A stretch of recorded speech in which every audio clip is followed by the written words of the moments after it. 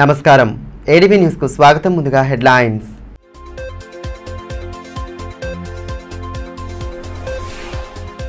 లక్ష్య సాధన దిశగా నిరంతర కృషి చేస్తూ సత్ఫలితాలు సాధించాలి. మిషన్ భగీరథ ఏఈఈగా ఎంపికైన యువతిని సత్కరించిన మాజీ మంత్రి జోగురామన్న పట్టుదలతో చదువుతూ విజయ తీరాలకు చేరాలని యువతకు దిశానిర్దేశం.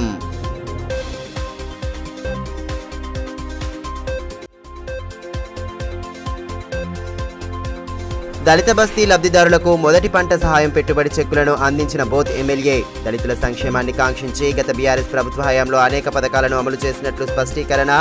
తాంసీ భీంపూర్ మండలాల లబ్ధిదారులకు చెక్కుల అందచేత.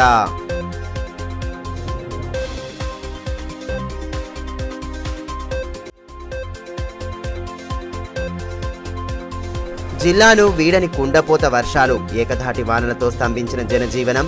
వరద నీటితో పొంగి పొర్లుతున్న వాగులు, పంట పొలాల్లో కలుపు పెరగడంతో ఆందోళన వ్యక్తం చేస్తున్న అన్నదాతలు.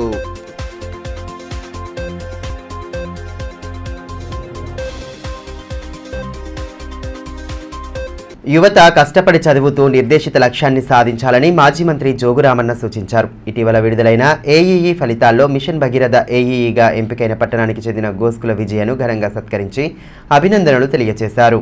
అనుకున్న లక్ష్యాన్ని సాధించే దిశగా నిరంతరం కష్టపడితే విజయ తీరాలకు చేరవచ్చని, యువత ఆ దిశగా కృషి చేయాలని మాజీ మంత్రి బీఆర్ఎస్ జిల్లా అధ్యక్షులు జోగురామన్న అన్నారు. ఇటీవల విడుదలైన ఏఈఈ ఫలితాల్లో ఆదిలాబాద్ పట్టణానికి చెందిన గోస్కుల విజయ ప్రభుత్వ ఉద్యోగం సాధించడంతో వారి నివాసానికి వెళ్లి యువతిని ఘనంగా సత్కరించారు. యువతి తల్లిదండ్రులు గోస్కుల రవీందర్ సంగీతలను శాలువాలతో సత్కరించి అభినందనలు తెలియజేశారు. కార్యక్రమంలో నాయకులు మెట్టు ప్రహ్లాద్, కొండ గణేష్, మహేందర్, సంజయ్, కోవరవి తదితరులు పాల్గొన్నారు.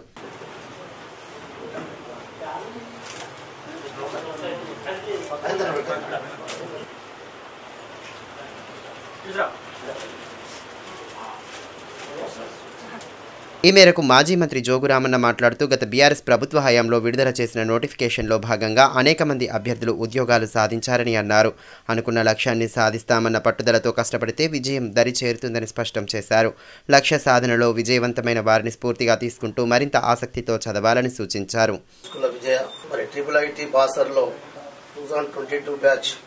చదివి సివిల్ ఇంజనీర్లో ఉత్తీర్ణత పొందిన తర్వాత గత ప్రభుత్వం ఏదైతే సెప్టెంబర్ మాసంలో 2022-23 సంవత్సరం సెప్టెంబర్ మాసంలో నోటిఫికేషన్ ఇవ్వడం, మళ్ళా మొన్న 22-23 మే మాసంలో మరి వారికి తెలంగాణ పబ్లిక్ సర్వీస్ కమిషన్ ద్వారా మరి ఎన్నికలు ఉండడం వల్ల మరి వాళ్ళ ఏదైతే ఎగ్జామినేషన్ జరిగింది దాంట్లో సెలెక్షన్ కావడం, ఈరోజు గోస్కుల విజయ అసిస్టెంట్ ఎగ్జిక్యూటివ్ ఇంజనీర్గా మరి వారు జాబ్ కూడా ఉద్యోగం దొరకడం చాలా సంతోషంగా ఉంది. అందుకొరకు ఈరోజు ఒక మన ఆదిలాబాద్ నియోజకవర్గం సంబంధించినటువంటి బిడ్డ, మరి ఒక ఆడబిడ్డ ఈరోజు IIIT బాసర్లో చదివి మరి తల్లిదండ్రులు ఎంతో కృషితోటి వారి పట్టుదలతో చదివిస్తే మరి ఇలా విజయ్ కూడా వాళ్ళ పట్టుదలను వాళ్ళ యొక్క ఆశయంని కూడా మరి ఈరోజు సాధించడం జరిగింది. మరి ఏది ఏమైనా ఈరోజు ఉద్యోగం దొరికిన తర్వాత మా బీఆర్ఎస్ పార్టీ తరఫున మా కుటుంబ సభ్యులందరం కూడా వచ్చి బీఆర్ఎస్ కుటుంబ సభ్యులందరూ కలిసి ఈరోజు వారికి సన్మానం చేయడం జరిగింది. ఇదే రకంగా వారు ఇంకా ఇలా ఉద్యోగం పొందిన తర్వాత మరి అయితే మిషన్ కాకతీయలో వారి పోస్టింగ్ కూడా ఇవ్వడం జరిగింది. ఈ ఉద్యోగ రీత్యా వాళ్ళు ఉద్యోగం చేయని తర్వాత మరి ఇంకా సక్సెస్ఫుల్ గా పనిచేస్తూ మరి తక్కువ వయసులో అసిస్టెంట్ ఎగ్జిక్యూటివ్ ఇంజనీర్ గా రావడం, వారి ఉన్నత స్థాయి లాస్ట్ నాకు తెలిసి సిఎన్సి లెవెల్ కూడా పోయడానికి అవకాశం ఉంటుంది. మంచి పట్టుదలతోటి ఉద్యోగం చేసి భగవంతుని యొక్క మరి ఆశీర్వాదంతో ఇంకా ముందుకెళ్లాలని చెప్పి మేమందరం కూడా ఆశీర్వదించడానికి సన్మానించడం రావడం జరిగింది. నా పేరు విజయ. నేను 2020 passed out Malla Reddy engineering college నుండి. గ్రాడ్యుయేషన్ తర్వాతనే రిక్రూట్మెంట్ వచ్చేసరికి సెల్ఫ్ ప్రిపరేషన్ చేద్దామని ఇంట్లో ఉండి చదువుకుందామని అనుకున్నాను. మా పేరెంట్స్ కూడా బాగా సపోర్ట్ చేశారు నాకు. దానివల్లనే జాబ్ సాధించగలిగాను. దళితులు ప్రగతి పథంలో నడవాలన్న లక్ష్యంతో గత బీఆర్ఎస్ ప్రభుత్వ హయాంలో అనేక కార్యక్రమాలను సమర్థవంతంగా అమలు చేసినట్లు బోత్ ఎమ్మెల్యే అనిల్ జాదవ్ అన్నారు. దళిత బస్తీ పథకం ద్వారా భూమి పొందిన లబ్ధిదారులకు మొదటి పంట పెట్టుబడి సహాయం కింద మంజూరైన చెక్కులను ఆదివారం అందించారు. తాంసీ భీంపూర్ మండలాలకు చెందిన లబ్ధిదారులకు చెక్కులను పంపిణీ చేశారు. దళితుల అభ్యున్నతే లక్ష్యంగా గత బీఆర్ఎస్ ప్రభుత్వం బృహత్తర పథకాలను అమలు చేసిందని బోత్ ఎమ్మెల్యే అనిల్ జాదవ్ అన్నారు. దళిత బస్తీ పథకం ద్వారా గత బీఆర్ఎస్ ప్రభుత్వం భూమి లేని నిరుపేద దళితులకు 3 ఎకరాల భూమిని పంపిణీ చేయగా మొదటి పంట పెట్టుబడి సహాయం కింద లబ్ధిదారులకు మంజూరైన చెక్కులను ఆదివారం పంపిణీ చేశారు. తాంసీ, భీంపూర్ మండలాలకు చెందిన 51 మంది లబ్ధిదారులకు మొదటి పంట పెట్టుబడి సహాయం కింద ఎకరాకు 14,600 రూపాయల చొప్పున 15,84,830 రూపాయలు మంజూరయ్యాయి. కాగా ఎస్సీ కార్పొరేషన్ ఆధ్వర్యంలో భీంపూర్ మండల కేంద్రంలోని గ్రామ పంచాయతీ ఆవరణలో ఏర్పాటు చేసిన చెక్కుల పంపిణీ కార్యక్రమానికి డీసీసీబీ చైర్మన్ అడ్డి భోజారెడ్డితో కలిసి ఎమ్మెల్యే పాల్గొన్నారు. కార్యక్రమంలో SC corporation ED Shankar, DT Kova Haridas, నాయకులు సుధాకర్, లస్మన్న, అశోక్, నాగయ్య యాదవ్, అనిల్, కృష్ణ, భరత్, లింబాజీ తదితరులు పాల్గొన్నారు.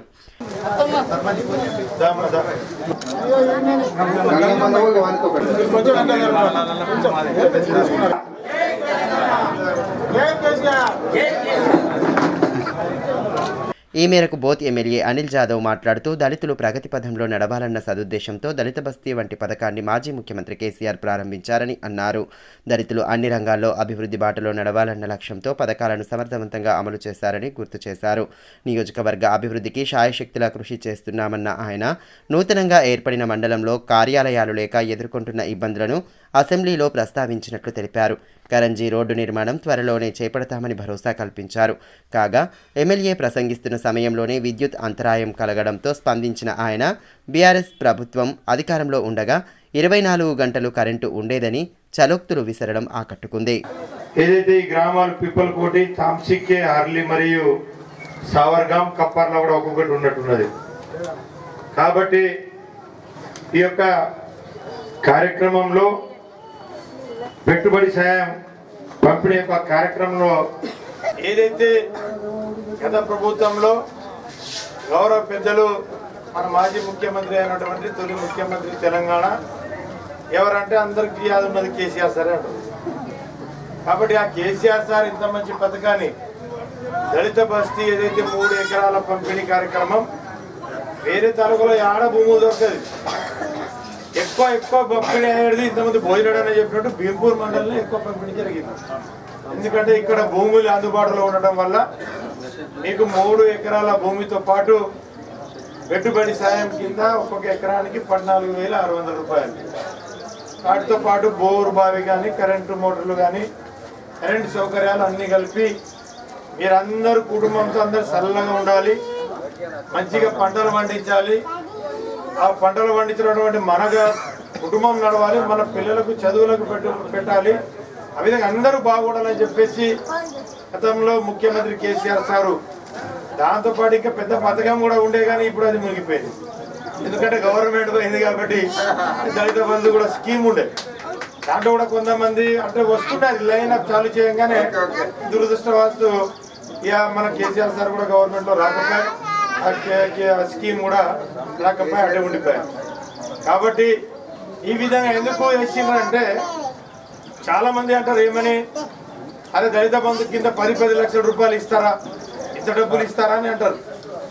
కానీ ఏదైతే దళిత బస్తీ ఏదైతే స్కీమ్ ఉందో అది దానికి ఈ దళిత బంధు కంటే ఎక్కువ పైసలు వస్తున్నాడు. దానికి ఒక ఎకరానికి ఒక 6 లక్షలు అయితే ఉన్నది. ఎంత ఉన్నది? 7 లక్షల రూపాయలు. 3 ఎకరానికి ఎంత అవుతుంది? 21 లక్షల రూపాయలు అవుతుంది. కానీ దళిత బంధు కింద వచ్చేది ఎంత? 10 లక్షలు. కానీ చూసేటోళ్ళకి ఏంటంటే అంటే 10 లక్షలు ఇస్తారా అంటారు. కానీ ఇలా 27 లక్షలు పోతున్నారనేది ఓడు చూడరు. ఇక్కడ భూములు దొరుకుతుంది, ఇక్కడ మీకు భూములు ఇవ్వచ్చు. కానీ వేరే దగ్గర ఉన్న మన దళిత సోదరులకు భూములు దొరకని దగ్గర ఏం ఇవ్వాలా? అరే కనీసం ఆడ భూములు దొరుకుతలేవు, పాపం వాళ్ళకు బతకడానికి ఏం లేవు, కూలీలు చేసుకుందామన్న ఈ 2-3 నెలలే కూలీలు దొరుకుతుంది. ఈ కలుపులు ఇప్పుడు పంటల్లో తీసిన ఎండాకాలం ఉంటుందా? ఏం పనులు ఉన్నాయి. ఈ వర్షాకాలమే ఒక 2-3 నెలలే మనకు కూలి పనులు దొరుకుతుంది. కాబట్టి వాళ్ళు ఏ విధంగా వాళ్ళ జీవన గడపడం ఏ విధంగా వాళ్ళు ఏ విధంగా బతుకుతారు, మరి అందుకొరకు ఖచ్చితంగా భూములు అయితే ఇయ్యలేము. కాబట్టి దళిత బంధు ఖచ్చితంగా వీళ్ళకు కుటుంబానికి 10 లక్షల రూపాయలు ఇస్తే వాళ్ళ కుటుంబాలు బాగుపడతాయని చెప్పేసి కేసీఆర్ సార్ మంచి స్కీమ్ అది. కాబట్టి అది కొందరికి ఇచ్చిండ్రు, అంతలో గవర్నమెంట్ పోయింది, ఆ స్కీమ్ ఆగిపోయింది. ఆదిలాబాద్ జిల్లాను ముసురు వీడడం లేదు. గత 2 వారాలుగా కురుస్తున్న ఏకధాటి వానలతో జనజీవనం స్తంభించింది. ఆదివారం మధ్యాహ్న సమయంలోనూ కుండపోత వర్షం కురియడంతో ప్రధాన రహదారులు జలమయమయ్యాయి. ఆదిలాబాద్ జిల్లాను ముసురు వీడడం లేదు. దాదాపు 15 రోజుల నుండి కురుస్తున్న వానలతో వాగులు వంకలు పొంగి పొర్లుతున్నాయి. పగలంతా వాతావరణం మేఘావృతమై ఉండి అప్పుడప్పుడు వానలు పడుతున్నా రాత్రి వేళల్లో ఏకధాటిగా వర్షం కురుస్తోంది. గత 2 వారాలుగా కురుస్తున్న వానలతో జనజీవనం స్తంభించింది. అత్యవసర పనులు ఉన్నవారు మాత్రమే బయటకు వస్తుండడంతో ప్రధాన వీధులు నిర్మానుష్యంగా కనిపిస్తున్నాయి. ఆదివారం మధ్యాహ్న సమయంలోనూ ఒక్కసారిగా కుండపోత వాన కురిసింది. దీంతో ప్రధాన రహదారులు జలమయంగా మారాయి. గత 24 గంటల వ్యవధిలో ఆదిలాబాద్ పట్టణంలో అత్యధికంగా 9.8, అత్యల్పంగా నేరడిగొండలో 2.3 మిల్లీమీటర్ల వర్షపాతం కురిసింది. అటు ఏకధాటి వానలతో పంట సాగులో కలుపు విపరీతంగా పెరుగుతోందని అన్నదాతలు ఆవేదన వ్యక్తం చేస్తున్నారు. కలుపు తీసేందుకు కూలీల కొరత ఉండడం కారణంగా ఖర్చు అధికమవుతోందని వాపోతున్నారు. మరోవైపు భారీ వానలకు పంట సాగులో పాటించవలసిన జాగ్రత్తలపై వ్యవసాయ అధికారులు విస్తృత సూచనలు చేస్తున్నారు.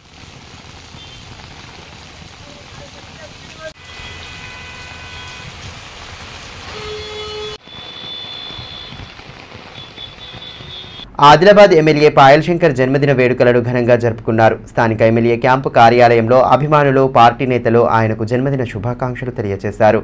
వేడుకల్లో భాగంగా మెగా రక్తదాన శిబిరాన్ని ఏర్పాటు చేశారు. ఆదిలాబాద్ ఎమ్మెల్యే పాయల్ శంకర్ జన్మదిన వేడుకలను బీజేపీ పార్టీ శ్రేణులు ఘనంగా జరుపుకున్నాయి. పట్టణంలోని ఎమ్మెల్యే క్యాంపు కార్యాలయం వద్ద సందడి వాతావరణంలో పుట్టినరోజు వేడుకలను జరుపుకున్నారు. పార్టీ నేతలు, కార్యకర్తలు, అభిమానులు, వివిధ సంఘాల ప్రతినిధులు, అధికారులు ఎమ్మెల్యేకు జన్మదిన శుభాకాంక్షలు తెలియజేశారు. కేక్ కట్ చేసి పెద్ద ఎత్తున సంబరాలు జరుపుకున్నారు. ఎమ్మెల్యే పుట్టినరోజు సందర్భంగా మెగా రక్తదాన శిబిరాన్ని ఏర్పాటు చేయగా నేతలు స్వచ్ఛందంగా రక్తదానం చేసి అభిమానాన్ని చాటుకున్నారు. రక్తదానం చేస్తున్న వారిని ఎమ్మెల్యే అభినందించి పండ్ల రసం అందించారు.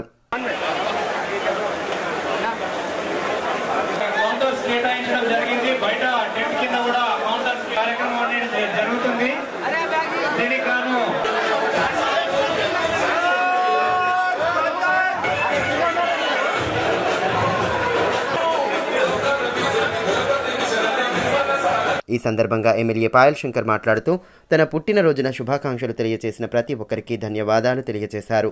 పార్టీ శ్రేణులు సామాజిక దృక్పథంతో సేవా కార్యక్రమాలను నిర్వహించడం పట్ల అభినందనలు తెలిపారు. సరైన సమయంలో రక్తం అందక బాధితులు ఇబ్బంది పడుతున్నారని, అత్యవసర పరిస్థితుల్లో రక్తం అందుబాటులో ఉండేలా మెగా రక్తదాన శిబిరాన్ని ఏర్పాటు చేయడం సంతోషంగా ఉందని పేర్కొన్నారు.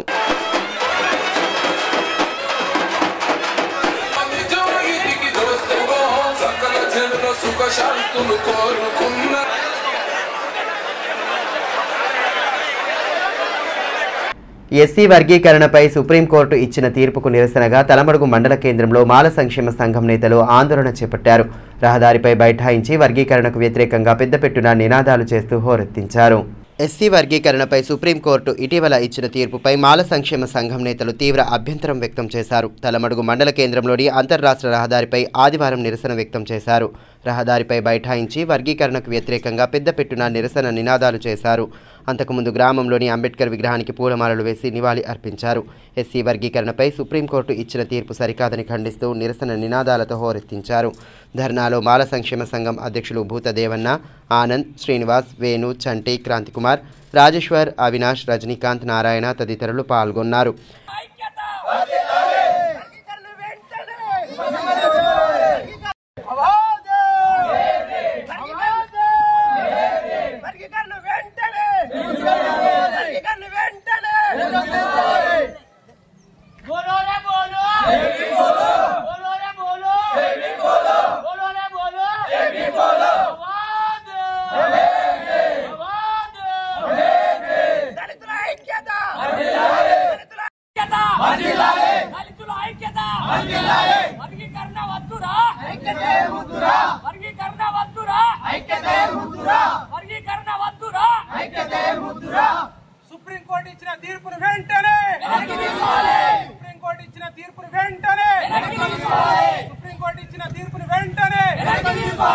ఈ సందర్భంగా సంఘం నాయకుడు గంగన్న మాట్లాడుతూ ఆర్టికల్ 341ను పక్కకు పెట్టి వర్గీకరణను రాష్ట్రాలకు అప్పగించడం అన్యాయమని అన్నారు.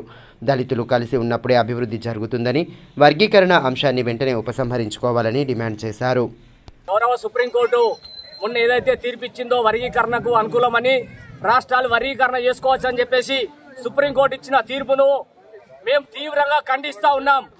ఎందుకంటే దళితులు ఐక్యంగా ఉంటేనే దళితుల ఐక్యంగా ఉంటేనే వారి అభివృద్ధి జరుగుతుంది, వారికి అన్ని హక్కులు వస్తాయని చెప్పేసి డాక్టర్ బాబాసాహెబ్ అంబేద్కర్ గారు ఆ రోజే రాజ్యాంగంలో పొందుపరిచిండ్రు. దళితులను విభజించినట్లయితే వారి అభివృద్ధికి ఆటంకమైతుందన్న ఉద్దేశంతోనే రాజ్యాంగంలో మరి దళితుల ఐక్యతను గురించి వారు వివరంగా చెప్పడం జరిగింది. ఏ విధంగా ఈ యొక్క వర్గీకరణను చేసుకోవచ్చని సుప్రీంకోర్టు ఇచ్చిందో అని ఈ సందర్భంగా మేము సుప్రీంకోర్టును ప్రశ్నిస్తా ఉన్నాం. ఆర్టికల్ 341 పక్కకు పెట్టి ఏ విధంగా మీరు తీర్పు వర్గీకరణకు అనుకూలంగా ఇస్తారు, రాష్ట్రాలు చేసుకోవచ్చని ఇచ్చే అధికారం మీకెక్కడదని ఈ సందర్భంగా మేము సుప్రీంకోర్టును అడుగుతా ఉన్నాం. మరి దళితులు ఐక్యంగా ఉన్నప్పుడు మాత్రమే వారిలో అభివృద్ధి జరుగుతుంది. ఈ అభివృద్ధికి ఎవరు కూడా ఆటంకం కాకుండా వారికి రిజర్వేషన్లను ఇవ్వడం జరిగింది. అటువంటి రిజర్వేషన్లకు తూట్లు పడిచే విధంగా ఈ రోజు గౌరవ సుప్రీంకోర్టు తీర్పును తీవ్రంగా ఖండిస్తా ఉన్నాం. ఒకవేళ ఈ తీర్పు నిర్ణయాన్ని వెంటనే వెనక్కి తీసుకోకపోతే రాష్ట్ర వ్యాప్తంగా దేశవ్యాప్తంగా నిరసన కార్యక్రమాలు తెలియజేసి మా యొక్క నిరసనను తెలియజేస్తామని ఈ సందర్భంగా గుర్తు చేస్తా ఉన్నాం. నిరుద్యోగులకు భరోసా కల్పించేలా రాష్ట్ర ప్రభుత్వం జాబ్ క్యాలెండర్ను ప్రకటించడం పట్ల NSUI నేతలు హర్షం వ్యక్తం చేశారు. పట్టణంలోని లైబ్రరీ ఆవరణలో ఆదివారం నేతలు అభ్యర్థులతో కలిసి సంబరాలు జరుపుకుని ప్రభుత్వానికి ధన్యవాదాలు తెలియజేశారు. రాష్ట్ర ప్రభుత్వం ఇటీవల జాబ్ క్యాలెండర్ను ప్రకటించడం హర్షణీయమని NSUI నాయకులు తోట కపిల్ అన్నారు. ఆదిలాబాద్ పట్టణంలోని లైబ్రరీలో పోటీ పరీక్షలకు సిద్ధమవుతున్న అభ్యర్థులతో కలిసి నేతలు సంబరాలు జరుపుకున్నారు. మిఠాయిలు తినిపించుకుంటూ ముఖ్యమంత్రి రేవంత్ రెడ్డికి ధన్యవాదాలు తెలియజేశారు.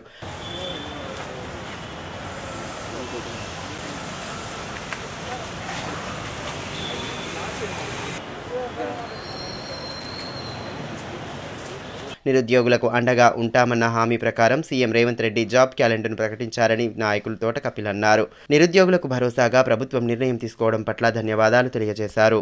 ఏదైతే తెలంగాణ సాధించుకున్న ఆశయాల్లో నిధులు నియామకాలు అనే దాని మీద సాధించుకున్నామో ఆ కళని నిజం చేస్తూ మొన్న అసెంబ్లీ సాక్షిగా ఉప ముఖ్యమంత్రి బట్టి విక్రమార్క గారు అట్లాగే తెలంగాణ ముఖ్యమంత్రి రేవంత్ రెడ్డి అన్న గారు కూడా విద్యార్థుల ఆశయాలను ఏదైతే కోరుకున్నారో విద్యార్థుల ఆశయాల మేరకు 10 సంవత్సరాల్లో గత ప్రభుత్వం చేయలేని పని ఈరోజు విద్యార్థుల కోసం జాబ్ క్యాలెండర్ విడుదల చేసి విద్యార్థులకు నిరుద్యోగులకు ఈ ప్రజాప్రభుత్వం అండగా ఉంటుందని చెప్పేసి మరోసారి నిరూపించారు. వార్తలు ముగించే ముందు హెడ్లైన్స్ మరోసారి.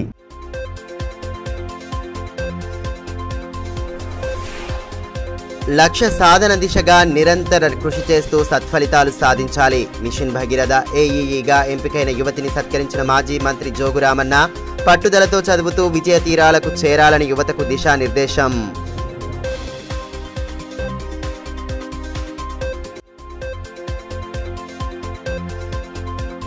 దళిత బస్తీ లబ్ధిదారులకు మొదటి పంట సహాయం పెట్టుబడి చెక్కులను అందించిన బోత్ ఎమ్మెల్యే. దళితుల సంక్షేమాన్ని కాంక్షించి గత బీఆర్ఎస్ ప్రభుత్వ హయాంలో అనేక పథకాలను అమలు చేసినట్లు స్పష్టీకరణ.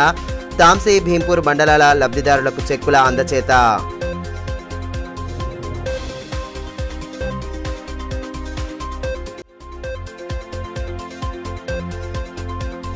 జిల్లాను వీడని కుండపోత వర్షాలు, ఏకధాటి వానలతో స్తంభించిన జనజీవనం. వరద నీటితో పొంగి పొర్లుతున్న వాగులు, పంట పొలాల్లో కలుపు పెరగడంతో ఆందోళన వ్యక్తం చేస్తున్న అన్నదాతలు.